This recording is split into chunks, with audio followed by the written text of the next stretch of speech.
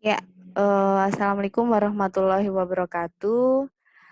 Selanjutnya kita akan diskusi terkait dengan perencanaan tenaga keperawatan dan ini masih dalam rangkaian fungsi manajemen. Fungsi yang pertama, fungsi manajemen saya ingatkan lagi, POAJ, planning, organizing, actuating, controlling. Nah, ini masih di dalam fungsi planning atau perencanaan. Jadi apa yang dimaksud dengan perencanaan sumber daya manusia keperawatan? Ya, perencanaan jumlah sumber daya manusia berdasarkan tempat, keterampilan, dan perilaku yang dibutuhkan untuk memberikan pelayanan kesehatan. Jadi perkiraan jumlah perawat yang dibutuhkan untuk per ruangan. Nanti kita akan diskusi, belajar cara menghitungnya seperti apa. Dasarnya, kenapa sih harus direncanakan? Karena perencanaan tidak akan timbul dengan sendirinya. Ya iyalah, ya otomatis tidak tiba-tiba ada, tetapi memang harus dituliskan perencanaan jumlah tenaga SDM keperawatan. Yang kedua adalah perencanaan itu harus memiliki keberanian untuk mengambil keputusan, jelas. Terus orientasi suatu rencana adalah masa depan. Ini sudah diterangkan di kemarin macam-macam perencanaan. Ada perencanaan yang orientasinya ke belakang, ada yang orientasinya masa lalu, masa kini, dan masa depan. Nah, untuk perencanaan jelas ya, orientasinya adalah masa depan. Terus setiap rencana itu harus ada maknanya, harus ada artinya. Kenapa untuk SDM jumlah yang dibutuhkan hanya misalnya 12, kenapa enggak 16 atau yang lainnya? Terus kenapa sih jumlah SDM itu harus direncanakan? Karena untuk menentukan kualitas dan kuantitas. Kualitas itu terkait dengan kompetensi yang dimiliki, kuantitas terkait dengan jumlah. Jadi the right man on the right place and the right man on the right job. Jadi terkait dengan kualitas, bahwa perawat dengan pelatihan PPGD misalnya atau dengan pelatihan ICU ya ditempatkan di ruang ICU itu secara kualitas syarat-syaratnya.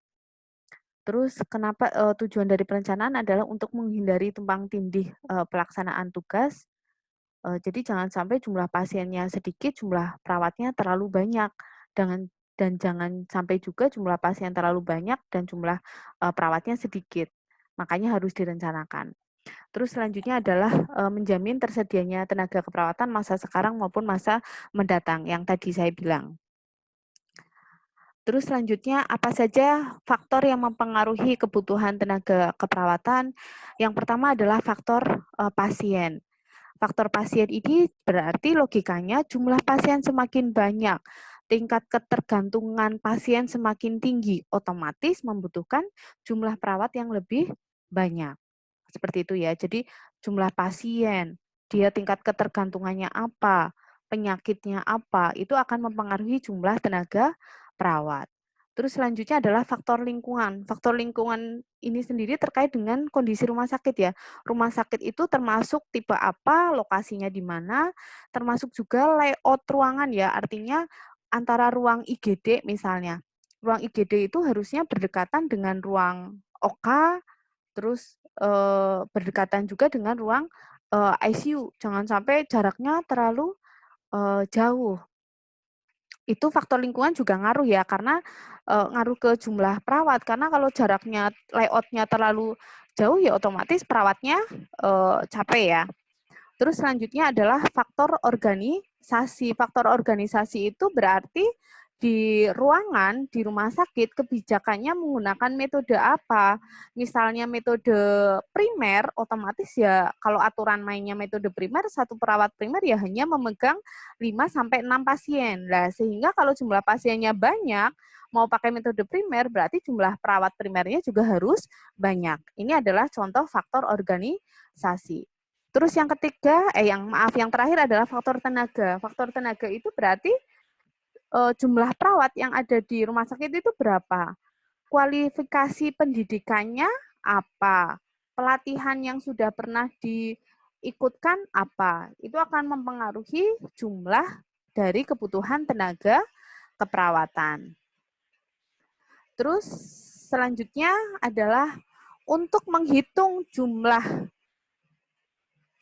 tenaga perawat itu dasarnya adalah menghitung, menentukan dulu tingkat ketergantungan pasien. Dan ini sering, tingkat ketergantungan pasien ini sering muncul di UKOM ya. Ada perawatan pasien dengan perawatan minimal, parsial atau sebagian, dan perawatan total. Perawatan minimal berarti yang sudah bagus ya. Jadi untuk kebutuhan ADL, pasien sudah bisa melakukan sendiri. Untuk observasi tanda-tanda vital itu dilakukan setiap shift. Selanjutnya adalah perawatan parsial. Berarti nanti TTV-nya setiap 4 jam sekali. Setiap shift kan 7-8 jam kalau yang minimal. Kalau yang parsial berarti TTV-nya setiap 4 jam sekali. Ini ADL masih dibantu. Terus nanti di soal UKOM juga biasanya keluar, misalnya gini, perawatan minimal, jam perawatan pasien berarti berapa? Kalau ini tadi kan TTV-nya setiap shift, berarti perawatan minimal berarti jam perawatannya ya sedikit, 1-2 jam. Kalau perawatan parsial, ini butuh jam perawatan 3-4 jam. Perawatan total, ini nanti pasien di TTV setiap 2 jam sekali. Dan segala ADL ini dia dengan bantuan perawat ya. Terus pasien kondisinya gelisah, mengalami disorientasi. Terus selanjutnya untuk jam perawatannya, mikirnya tadi kalau minimal itu 1-2, parsial 3-4, berarti perawatan total 5-6 jam. Butuh jam. Jadi nanti soal UKOM tuh pasien cirinya bla bla bla bla bla. Terus berapakah jumlah jam perawatan pasien tersebut? Berdasarkan analisis kasus, jenengan menjawab bahwa oh ini pasien total. Oh berarti jumlah jam perawatannya adalah 5-6 jam. Diingat-ingat ya, saya ulangi. Yang pertama sebelum menghitung jumlah tenaga perawat, ditentukan dulu tingkat ketergantungan pasien. Ada minimal, parsial, total. Terus selanjutnya adalah ke metode untuk menghitung kebutuhan perawat. Itu ada beberapa metode. Ada metode rasio, Gillies, Douglas, dan metode Debkes. Kita jelaskan satu-satu ya. Yang pertama adalah metode rasio. Di sini membandingkan jumlah tempat tidur dengan jumlah tenaga medis. Cuma ini sudah nggak dipakai karena tidak bisa menggambarkan kebutuhan tenaga kesehatan karena perbandingannya adalah jumlah tempat tidur.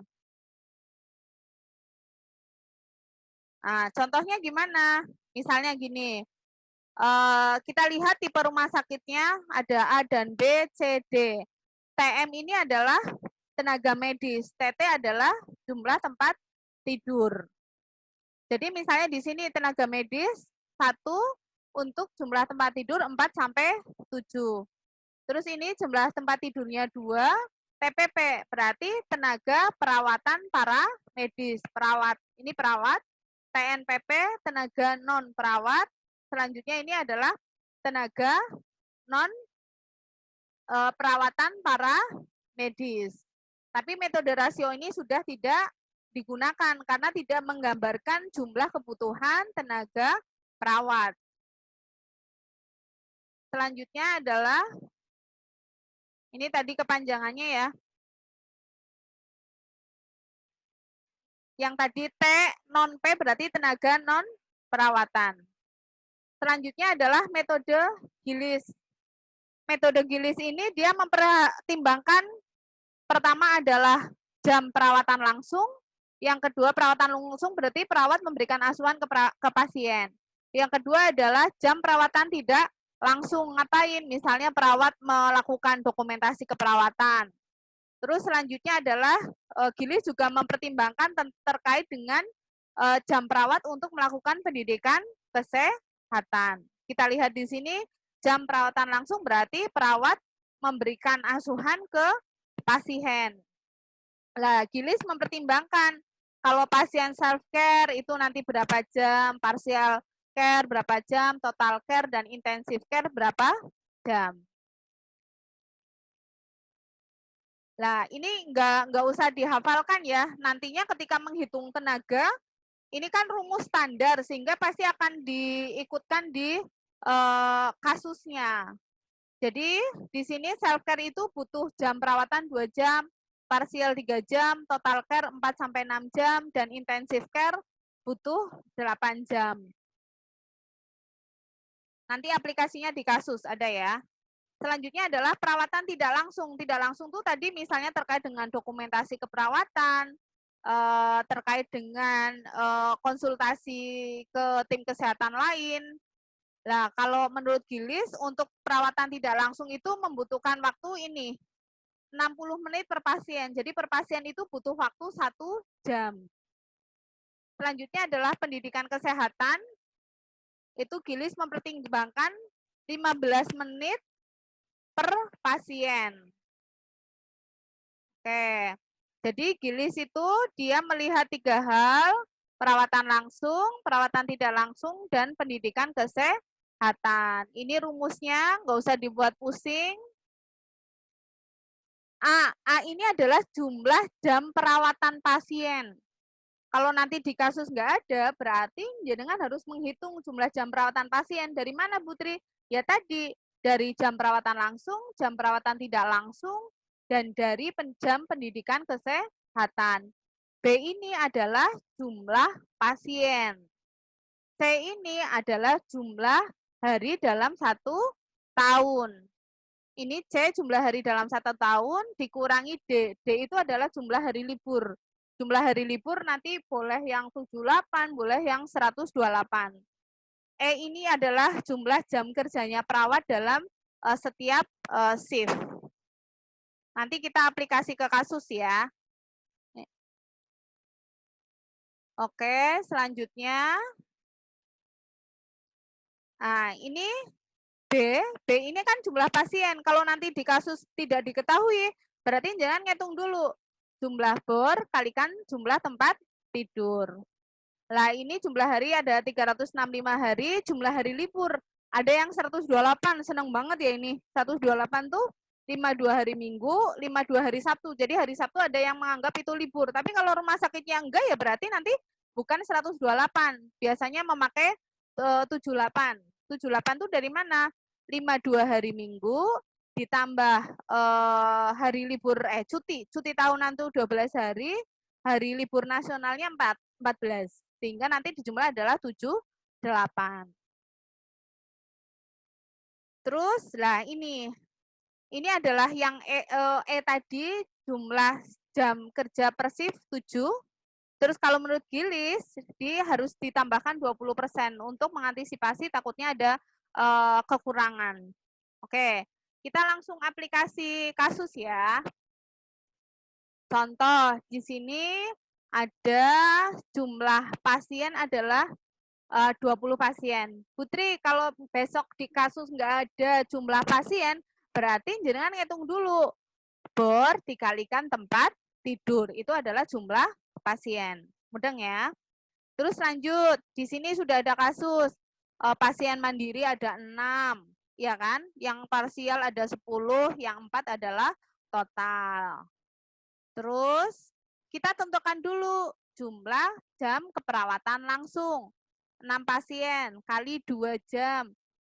Putri, angka 2, 3, 6 dari mana? Tadi udah rumus standar. Kalau pasien mandiri dia butuh jam perawatan 2 jam, parsial 3 jam, total 6 jam. Gitu ya, dari rumus yang tadi di depan. Terus dikalikan jamnya, terus selanjutnya adalah keperawatan tidak langsung. Kan ada 20 pasien. Perawatan tidak langsung, kali yang tadi loh, suruh dokumentasi, nulis. Itu adalah 1 jam, jadinya 20 jam. Sama penyuluhan. Penyuluhan kan tadi 15 menit. 15 menit kalau dihitung jam berarti 0,25 jam atau 1/4 jam. Ini dikalikan 20 semua. 20 apa, Putri? 20 ya jumlah pasien toh. Nah, terus selanjutnya jumlah jam tadi dijumlah. Totalnya adalah 91 jam. Nah, Nanti 91 jam, kan kita mau ngitung yang A, jumlah jam perawatan per pasien, sehingga 91 dibagi 20, ketemulah 4,55. Ini dibulatkan jadi 4,6. Rumus dari Giles kan ini jumlah jam perawatan 4,6 kali jumlah pasien kali jumlah hari dalam 1 tahun. Terus ini jumlah hari dalam 1 tahun dikurangi jumlah hari libur. Putri, jumlah hari libur bisa saja 78. Ini 128 kalau hari Sabtu juga ikut libur.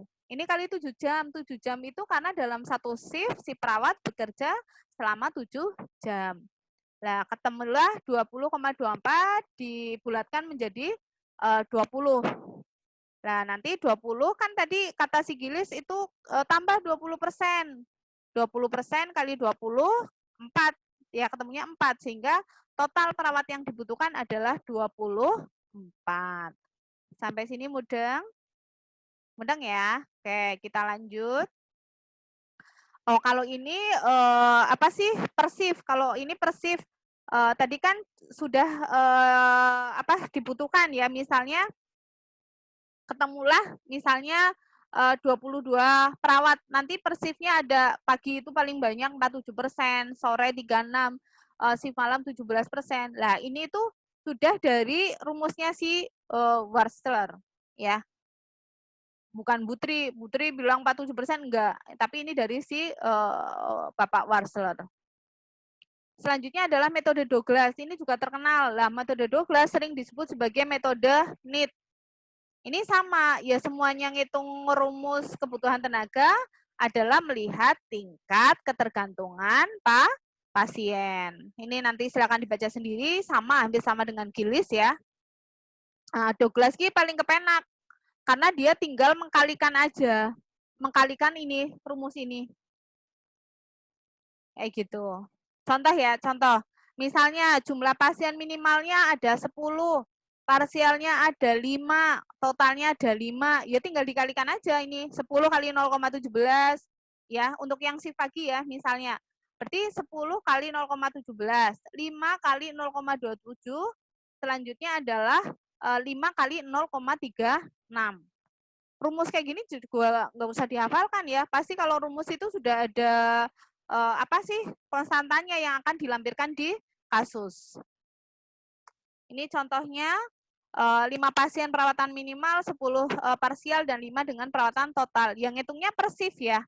Ngitungnya per shift. Shift pagi, ini pagi, pagi, pagi.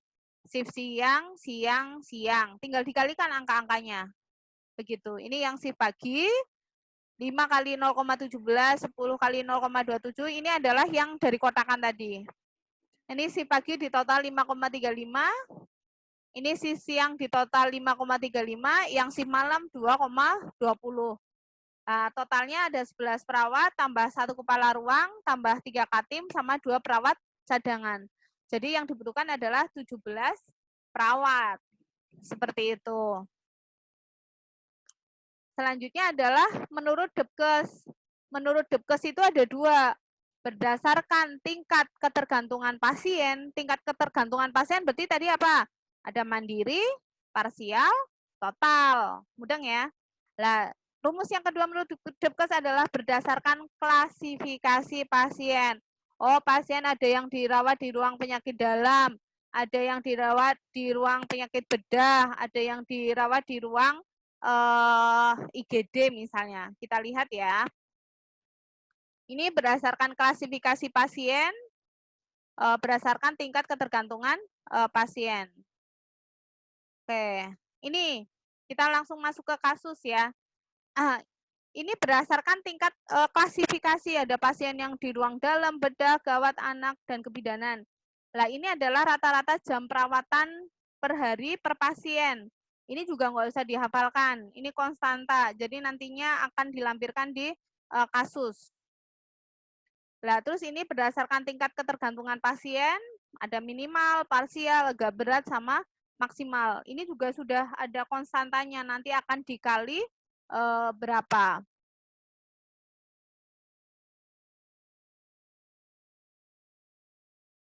Depkes juga dia memperhitungkan ketika pasiennya ada di gawat darurat, berapa jumlah yang dibutuhkan untuk tenaga perawat. Dia sendiri-sendiri juga ada yang per ruangan. Nanti kita bahas di belakang. Oke, ini yang berdasarkan klasifikasi pasien. Kita nanti akan menghitung dulu tingkat ketergantungan pasien, rata-rata pasien per hari, jam perawatan yang diperlukan per hari per pasien. Kita langsung ke kasus saja ya. Oke. Ini contoh ya. Ini udah langsung masuk ke kasus. Ini contoh jumlah pasien. Pasien penyakit dalam ada 10, bedah ada 8, yang gawat ada 1, pasien anaknya ada 3, pasien kebidannya ada 1. Ini misalnya satu ruangan yang isinya masih macam-macam ya. Sehingga total jumlah pasien di ruangan X adalah 20. Dikalikan dengan jam perawatan pasien. Ini angka yang tadi saya bilang, yang nggak usah dihafalkan. Ini rumus soalnya. Terus selanjutnya dikalikan, gitu ya. Dikalikan, terus ditotal. Ketemulah 93 jam. 93 jam dibagi 7. Putri, 7 itu dari mana? 7 ini adalah jumlah jam kerja perawat setiap shift, kan 7 jam. Sehingga ketemulah 13 perawat. Lah, kalau Depkes, dia nggak hanya berhenti di sini. Depkes itu pasti akan mempertimbangkan perawat yang sedang cuti, perawat yang sedang libur, disebut sebagai lost day. Ya, di Depkes juga akan mempertimbangkan selain lost day adalah mempertimbangkan terkait dengan tindakan non keperawatan. Ngapa baik Putri tindakan non keperawatan? Ya dokumentasi, yang ngurusi administrasi itu dipertimbangkan sama si Depkes. Kita langsung ke kasus. Nah, itu tadi lost day dan faktor non keperawatan disebut sebagai faktor koreksi. Ini lost day, cara ngitungnya adalah jumlah hari libur dalam 1 tahun. Tadi kita udah bilang 78. Putri, saya mau 128. Monggo. Ya. Ini 78 jumlah hari libur dalam 1 tahun kali 13. 13 dari mana? 13 adalah ini, jumlah perawat. Terus dibagi jumlah hari kerja efektif. Kan berarti 365 dikurangi 78. Ketemulah 287. Ketelumah lost day 3,5 perawat. Selanjutnya adalah jumlah jam yang dipakai untuk non keperawatan tadi 25%. Berarti jumlah tenaga perawat kan 13 ditambah lost day 3,5 dikalikan 25%. 25% kan berarti 25/100. Ketemulah 4,1. Jadi tenaga yang dibutuhkan sama dengan 13 perawat ditambah yang tadi cuti lost day 3,5 ditambah tenaga maksudnya perawat yang melakukan tugas non keperawatan atau jumlah jam perawat yang digunakan untuk melakukan tugas non keperawatan. Ketemulah 20,6. Kalau dibulatkan menjadi 21. Terus selanjutnya adalah sampai sini dulu mudeng, saya ulangi ya. Jadi kalau berdasarkan klasifikasi pasien, tinggal dikali aja jumlah pasien penyakit dalam berapa, dikalikan jamnya, terus habis itu menghitung lost day, menghitung 25% dari tenaga yang melakukan tindakan non keperawatan. Oke, terus selanjutnya adalah berdasarkan tingkat ketergantungan pasien. Nanti sama aja langkah-langkahnya. Ya, ini askep pasien yang minimal care, parsial, berat, sama maksimal. Ini jumlah pasiennya misalnya ada 26. Nah, ini jumlah jam perawatan, ini sudah rumus, nggak usah dihafalkan. Terus dikali, nah ini ketemunya 87,37. Nah, nanti setelah ini, berarti 87,37 dibagi dengan 7. Nah, ketemulah 12,5. Putri, pitu mau kangen di pitu ini adalah jumlah jam kerja efektif dari perawat ya. Terus selanjutnya kita akan menghitung lost day. Lost day itu adalah jumlah hari libur dalam 1 tahun dikalikan jumlah perawat dibagi jumlah hari efektif dalam 1 tahun. Ketemulah 3,4. Terus selanjutnya faktor koreksi selanjutnya adalah terkait dengan tugas non keperawatan 25%. Jumlah tenaga perawat 12,5 ditambah yang loss day 3,4 dikali 25 per 100. Ketemulah 20. Nah, sehingga nanti jumlah perawatnya, nanti coba ya yang ini dihitung lagi. Kayaknya 20 nggak mungkin deh. Wong jumlah perawatnya aja ini 12,5 harusnya ya. 12,5 ditambah 3,4 mungkin bukan 20 ya. Nanti saya cek lagi kali ditambah 2 misalnya. Nah, ini adalah jumlah perawat yang dibutuhkan. 12,5 tambah 3,4 tambah 2. Terus selanjutnya adalah ini menghitung jumlah tenaga yang ada di kamar operasi. Ini langsung aplikasi kasus. Ini juga berdasarkan pasien itu operasi besar, sedang, atau operasi ringan ya. Ini jam-jamnya. Nah, ini misalnya. Ada 30 operasi per hari. Ada operasi besarnya 6 pasien, sedang 15, sama operasi kecil 9. Berarti ini tinggal dikalikan aja jam-jam dengan yang ini. Ya. Terus dikalikan jumlah perawat dalam tim dari mana? Ini. Tugas perawat di kamar operasi ada 2 orang. Terus dibagi jam kerja efektif 7 jam. Ketemulah 20 perawat. Terus ini di ruang penerimaan sama di ruang RR, recovery room. Ini nanti 1,25 jam dari mana? Lah ini 1 jam tambah 15 menit. 15 menit itu kan 0,25 jam. Ya kan? Dikalikan 30. Ini karena ada 30 operasi dibagi jam kerja per shift. Nah, ini di ruang IGD. Di ruang UGD, misalnya contoh kasusnya, di sini ada jumlah pasiennya 50, jam perawatannya adalah 4. Berarti 50 kali 4 dibagi 7 ini adalah jam efektif perawat.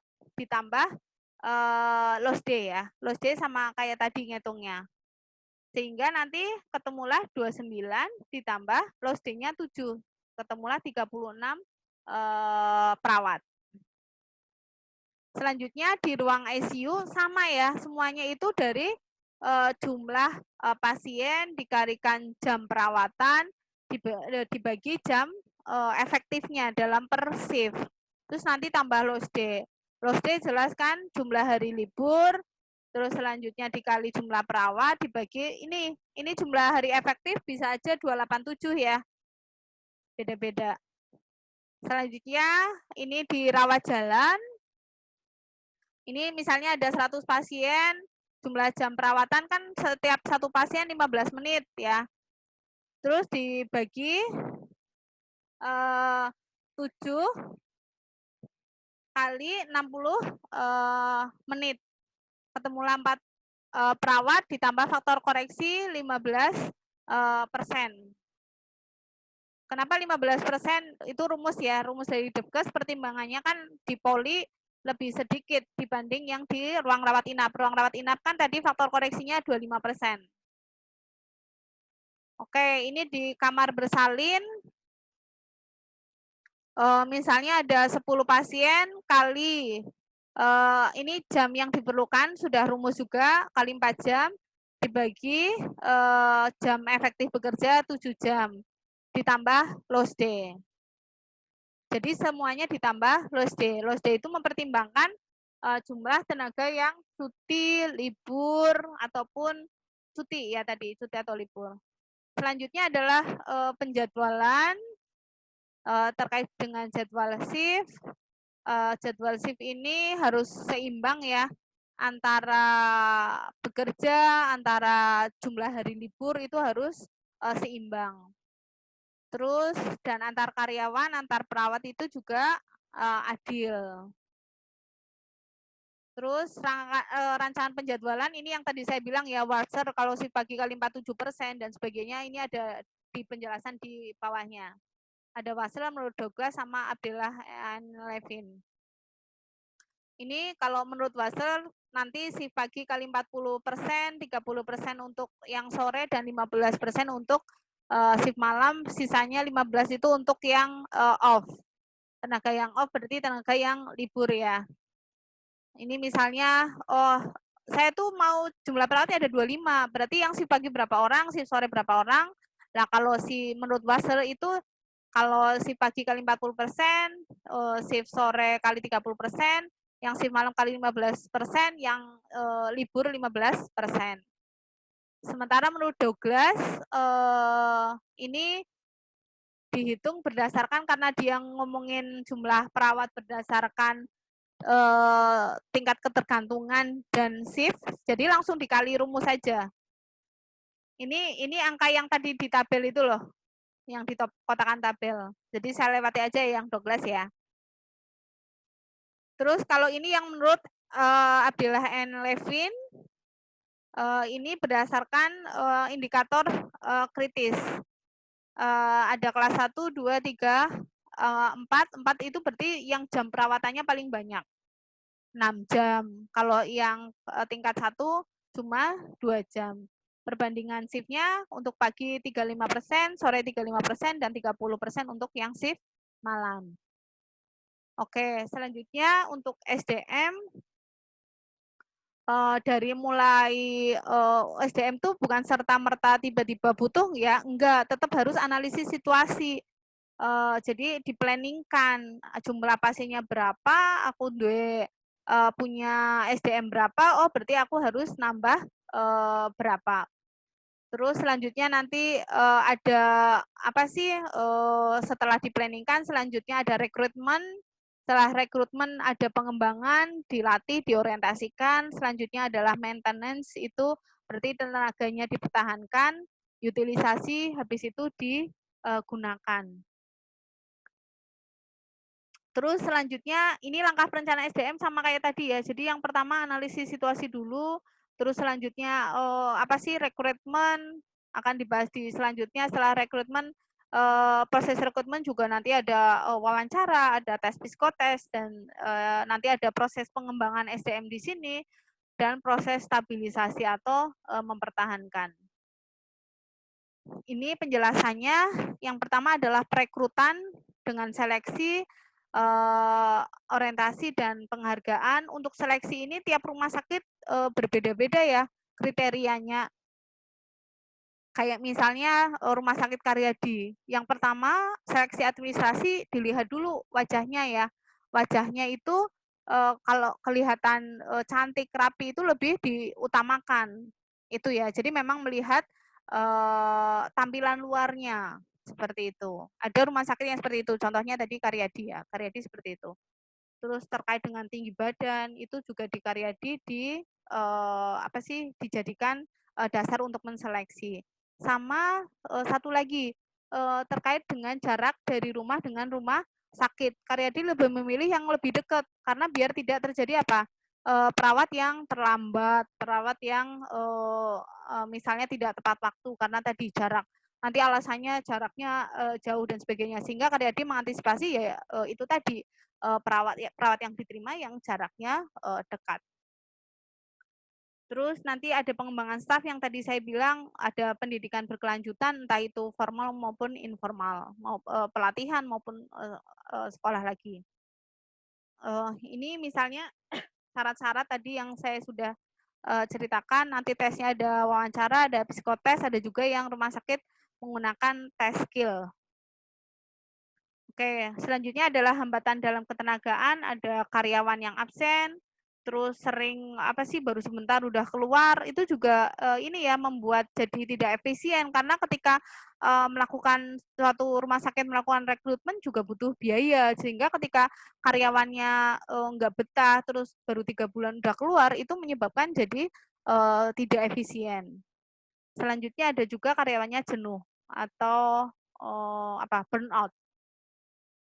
Nah, gimana sih biar karyawan atau perawat tidak absen terus ya? Arti absen ini berarti tidak berangkat ya. Bisa dengan untuk yang motivasi ya, dengan kesejahteraannya ditingkatkan, terus adanya suasana kerja yang mengenakan ya, bukan yang kompetitif, terus sistem penghargaan, reward and punishment-nya jalan ya. Selanjutnya kondisi kerja sama ada kunjungan rumah ini macam-macam tiap rumah sakit aja, ada yang, family gathering dan sebagainya ya. Itu untuk mengurangi kejenuhan. Ini sama juga untuk mengurangi turnover tadi keluar masuknya, karyawan. Jadi makanya pada saat penerimaan itu karyawan harus, teliti. Pada saat penerimaan karyawan, manajer itu harus, teliti tadi, makanya ditanya rumahnya mana, motivasi bekerja di rumah sakit ini apa, seperti itu. Terus selanjutnya adalah peningkatan penugasan bukan berarti didelegasikan banyak hal, enggak ya. Selanjutnya adalah, di-list, dianalisis terkait dengan, job desk. Oh, siapa tahu si perawat ini berencana keluar misalnya, oh karena dia job desk-nya terlalu banyak, makanya harus dilihat lagi. Oke, saya rasa itu dari saya. Nanti kalau ada yang belum mudeng, belum paham, silakan ditanyakan di forum diskusi. Untuk tugas perhitungan tenaga, insya Allah kalau nggak mudeng juga boleh ditanyakan dan itu tugas individu ya, bukan tugas yang mendadak, boleh dikerjakan dari sekarang untuk sehingga besok pada saat pengumpulan bisa tepat waktu. Saya rasa itu saja. Terima kasih. Wassalamualaikum warahmatullahi wabarakatuh.